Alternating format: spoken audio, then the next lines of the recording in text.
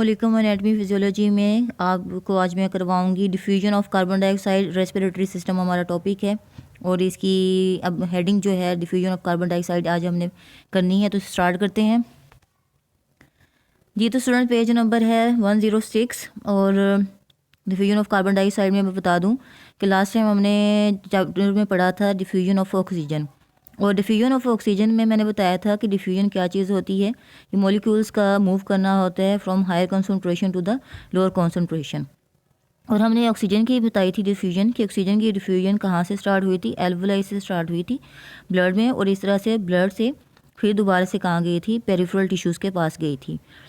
आज हमने बताना है कि डिफ्यूजन ऑफ कार्बन डाइऑक्साइड, कि कार्बन डाइऑक्साइड ने डिफ्यूज़ होना है तो कार्बन डाइऑक्साइड कहाँ से डिफ्यूज़ होगी और कहाँ पे पॉइंट में या एटमॉस्फेयर में। तो हम इसको बताएंगे डिफ्यूजन ऑफ कार्बन डाइऑक्साइड कि कार्बन डाइऑक्साइड की कॉन्सेंट्रेशन का मूव करना फ्रॉम हायर से लोअर की तरफ। तो diffusion of carbon dioxide occurs in the opposite direction of oxygen. वो कह रहे हैं कि जिस पोजीशन से या जिस डायरेक्शन से ऑक्सीजन मूव की थी, अब कार्बन डाइऑक्साइड ने उसकी अपोजिट डायरेक्शन में जो है वो मूव करना है। लाइक ऑक्सीजन एल्वुलाई से ब्लड में गई थी, तो कार्बन डाइऑक्साइड जो है वो पेरिफेरल टिश्यू से ब्लड में, ब्लड से लंग्स में जाएगी, लंग्स से जो है एटमॉस्फेयर में एक्सपायर कर दी जाएगी। It diffuses from the cells to interstitial fluid and to alveoli. अब जो लाइन मैंने बताई है, जो मैंने खुद आपको बताया, वही लाइन जो है इसमें नेक्स्ट में बता रहे हैं कि it diffuses from the cells, कि ये सेल्स में से डिफ्यूज़ होगी। कौन से सेल्स? पेरिफेरल टिश्यूज़ के। पेरिफेरल टिश्यूज़ मतलब बॉडी के सेल से। बॉडी के सेल से कहाँ पे जाएगी? इंटरस्टिशियल फ्लूइड में। सेल्स के दरमियान में जो स्पेस होगी वहाँ पे फ्लूइड होगा, उसे हम कहेंगे interstitial fluid and to alveoli. इस तरह से ये ब्लड के थ्रू कहाँ चली जाएगी? एल्वुलाई यानी लंग्स में चली जाएगी, फिर वहाँ से एक्सपायरेशन हो जाएगी कार्बन डाइऑक्साइड की into atmosphere. Diffusion of carbon dioxide from cells to interstitial fluid. First heading है कि diffusion of carbon dioxide from cells to interstitial fluid is partial pressure of carbon dioxide within the cells is 40 millimetre Hg।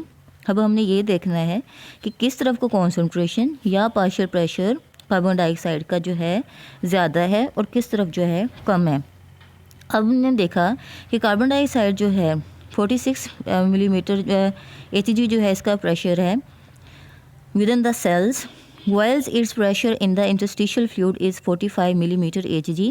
जबकि interstitial fluid में partial pressure जो है carbon dioxide का कम है। तो कहाँ से कॉन्सेंट्रेशन मूव करेगी कार्बन डाइऑक्साइड की? From cells to interstitial fluid, के सेल्स में से कार्बन डाइऑक्साइड की कॉन्सेंट्रेशन ज़्यादा होने से डिफ्यूजन हो जाएगी इंटरस्टिशियल फ्लूइड के अंदर। Thus it diffuses from interstitial fluid. इस तरह से कार्बन डाइऑक्साइड सेल्स में से निकलकर इंटरस्टिशियल फ्लूइड में डिफ्यूज़ हो रही है फ्रॉम हायर से लोअर की तरफ। नेक्स्ट इसमें आता है diffusion of carbon dioxide from interstitial fluid into capillaries. अब जब इंटरस्टिशियल फ्लूइड में कार्बन डाइऑक्साइड आ गई, कार्बन डाइऑक्साइड की कॉन्सेंट्रेशन इंटरस्टिशियल फ्लूइड में ज़्यादा हो गई है। अब हमने ये देखना है कि कैपिलरीज जो कि यहाँ से इस ब्लड लेके जा रही हैं, उनके अंदर जो है कार्बन डाइऑक्साइड का पार्शियल प्रेशर कितना है। तो हम यहाँ देखेंगे कि partial pressure of carbon dioxide in interstitial fluid is 45 millimetre Hg, while in the atrial end of the capillaries is 40 millimetre Hg। अब हमने देखा कि आर्टीरियल एंड जो हैं, जो कि कैपिलरीज हैं, उनके अंदर कार्बन डाइऑक्साइड का पार्शियल प्रेशर कितना है? 40 मिलीमीटर Hg है। जबकि इंटरस्टिशियल फ्लूइड के अंदर कितना है? 45 मिलीमीटर Hg है। इस वजह से हायर कॉन्सेंट्रेशन इंटरस्टिशियल फ्लूइड से लोअर कॉन्सेंट्रेशन कहाँ पे? कैपिलरीज की तरफ मूव करेगी। Therefore, carbon dioxide diffuses from interstitial fluid into the capillaries। इस तरह से कार्बन डाइऑक्साइड हायर कॉन्सेंट्रेशन से लोअर कॉन्सेंट्रेशन की तरफ करेगी मूव, मतलब इंटरस्टिशियल फ्लूइड से कैपिलरीज में चली जाएगी। Diffusion of carbon dioxide from pulmonary blood into alveoli. अब ब्लड जो है पंप हुआ है हार्ट से और कहाँ चला गया है?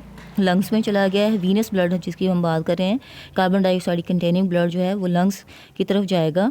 अब लंग्स के पास जब जाएगा तो इसके पास ऑक्सीजन की कॉन्सेंट्रेशन, कार्बन डाइऑक्साइड की कॉन्सेंट्रेशन ज़्यादा होगी, ऑक्सीजन की कम होगी। तो partial pressure of carbon dioxide in pulmonary blood is 45 millimetre Hg। अब जो ब्लड आया है लंग्स के पास, उसमें कार्बन डाइऑक्साइड का पार्शियल प्रेशर कितना है 45 मिलीमीटर Hg है, while in the alveolus it is 40 millimetre Hg, जबकि एल्वुलाई के अंदर कार्बन डाइऑक्साइड का पार्शियल प्रेशर जो था 40 मिलीमीटर Hg था। तो कॉन्सेंट्रेशन मूव करेगी कैपिलरीज में से पल्मोनरी ब्लड या पल्मोनरी कैपिलरीज में से एल्वुलस की तरफ। So carbon dioxide diffuses from pulmonary blood into the alveoli, क्योंकि कार्बन डाइऑक्साइड की कॉन्सेंट्रेशन या पार्शियल प्रेशर जो है वो ब्लड के पास, पल्मोनरी ब्लड के पास ज़्यादा था, एल्वुलाई के पास कम था। इस तरह कार्बन डाइऑक्साइड हायर कॉन्सेंट्रेशन से लोअर कॉन्सेंट्रेशन की तरफ को मूव करेगी। किस तरह से कार्बन डाइऑक्साइड जो है एल्वुलाई के पास चली जाएगी, एल्वुलाई जो है इस कार्बन डाइऑक्साइड को एक्सपायरेशन के प्रोसेस के थ्रू एटमॉस्फेयर में एक्सपायर कर देंगे। ये तो था आज का हमारा topic diffusion of carbon dioxide. इसमें भी हमने ये देखा कि जब हम रेस्पिरेटरी सिस्टम में हमने बात की है डिफ्यूजन के प्रोसेस की, कि डिफ्यूजन के प्रोसेस के थ्रू गैसेस का एक्सचेंज होता है। और डिफ्यूजन भी कौन सी, क्योंकि डिफ्यूजन की 3 टाइप्स होती हैं, यहाँ पे हम जस्ट सिंपल डिफ्यूजन पढ़ रहे हैं जिसके अंदर एनर्जी की ज़रूरत नहीं होती, डायरेक्टली कॉन्सेंट्रेशन मूव करती है हायर से लोअर की तरफ। तो हमने यहाँ पे डिफ्यूजन की बात की है, तो डिफ्यूजन के प्रोसेस में प्रेशर ग्रेडियंट डेवलप हो जाता है दोनों तरफ, जिसकी वजह से कॉन्सेंट्रेशन हायर से लोअर की तरफ को डिफ्यूज़ करना या हायर से लोअर की तरफ को एक्सचेंज होना स्टार्ट हो जाती है। तो हम देख लेते हैं इस टॉपिक की summary. Diffusion of carbon dioxide में हमने देखा कि कार्बन डाइऑक्साइड की कॉन्सेंट्रेशन जो है वो किस तरफ ज़्यादा है, किस तरफ कम है। हमें पता है जब हमारा बॉडी ऑक्सीजन कंटेनिंग ब्लड को यूटिलाइज़ करता है, सेल्स उसको यूटिलाइज़ कर लेते हैं, तो हमारे पास जो वेस्टेज बनती है, गैस बनती है, कार्बन डाइऑक्साइड होती है। अब कार्बन डाइऑक्साइड को बॉडी से रिमूव करना ज़रूरी है। कार्बन डाइऑक्साइड के रिमूवल के लिए हमने देखना है कि कॉन्सेंट्रेशन डिफ्यूजन की देखनी है हमने कि किस तरफ जो है डिफ्यूजन ज़्यादा हो रही है गैसेस की या किस तरफ जो है डिफ्यूजन कम है। तो कार्बन जैसे ही ऑक्सीजन जो है सेल से या हम कहते हैं हार्ट से जो है बॉडी की तरफ आता है तो ऑक्सीजन डिफ्यूज़ हो जाती है सेल्स में, और सेल्स के पास किस चीज़ की कॉन्सेंट्रेशन ज़्यादा होती है, कार्बन डाइऑक्साइड की। इस वजह से कार्बन डाइऑक्साइड डिफ्यूज़ होना स्टार्ट करती है उस तरफ जहाँ पे इसकी कॉन्सेंट्रेशन कम होती है।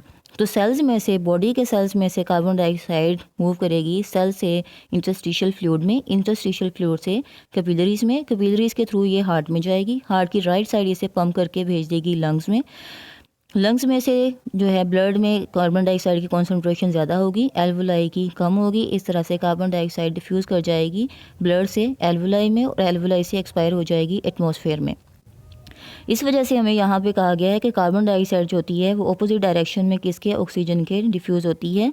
और इसकी भी 3 हेडिंग्स हैं यहाँ पे कि सबसे पहले कार्बन डाइऑक्साइड कहाँ से डिफ्यूज़ होगी। तो कार्बन डाइऑक्साइड पेरिफेरल टिश्यूज़ या बॉडी के सेल्स से डिफ्यूज़ होगी इंटरस्टिशियल फ्लूइड में। इंटरस्टिशियल फ्लूइड जो कि 2 सेल्स के दरमियान में या टिश्यूज़ के दरमियान में जो स्पेस होती है उसे इंटरस्टिशियल स्पेस कहते हैं, और इसमें जो फ्लूइड पाया जाता है उसे इंटरस्टिशियल फ्लूइड कहा जाता है। तो सबसे पहले कार्बन डाइऑक्साइड सेल से इंटरस्टिशियल फ्लूइड में जाएगी, क्योंकि सेल्स में कार्बन डाइऑक्साइड की कॉन्सेंट्रेशन ज़्यादा है, इंटरस्टिशियल फ्लूइड में कॉन्सेंट्रेशन कम होगी। उसके बाद इसमें जाती है, नेक्स्ट में इसमें आता है कि इंटरस्टिशियल फ्लूइड में अब कार्बन डाइऑक्साइड की कॉन्सेंट्रेशन ज़्यादा हो गई, लेकिन और इसके साथ साथ जो है ऑक्सीजन की कॉन्सेंट्रेशन जो है वो इंटरस्टिशियल फ्लूइड्स में कम थी। तो इस वजह से कार्बन डाइऑक्साइड सेल से इंटरस्टिशियल फ्लूइड में आई। अब इंटरस्टिशियल फ्लूइड से इसने कहाँ पे जाना है कि कैपिलरीज में चले जाना है। अब यहाँ पे आया है कि सेल से 46 मिलीमीटर Hg उसमें पार्शियल प्रेशर था कार्बन डाइऑक्साइड का, लेकिन जब इंटरस्टिशियल फ्लूइड से कैपिलरीज में गया तो 45 था। 1 मिलीमीटर जो है वो डिफ्यूज़ इंटरस्टिशियल फ्लूइड में ही, इस वजह से 45 मिलीमीटर Hg जो है इंटरस्टिशियल फ्लूइड से कैपिलरी में प्रेशर जाएगा। फिर इसके बाद आता है diffusion of carbon dioxide from pulmonary blood into alveoli. अब ब्लड जो है काउंट कर देता है कार्बन डाइऑक्साइड कंटेनिंग ब्लड को लंग्स की तरफ, ताकि गैसेस का एक्सचेंज हो सके।